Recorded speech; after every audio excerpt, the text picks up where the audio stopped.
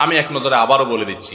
এক নম্বরের ভুল হলো রমজানের চাঁদ না দেখা, শাবানের 29 তারিখে রমজানের চাঁদ তালাশ না করা পশ্চিম আকাশে, এটা আমাদের একটা ভুল।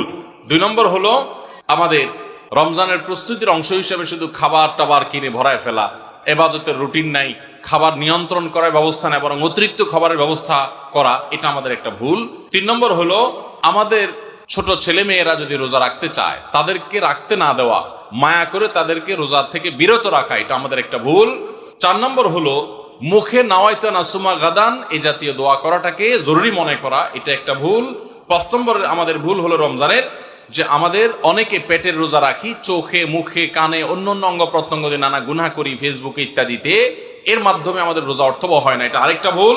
6 নম্বর হলো আমরা অনেকে মেসওয়াক করাটাকে দোষণীয় মনে করি, অথচ রোজা রেখে মেসওয়াক করা যায়।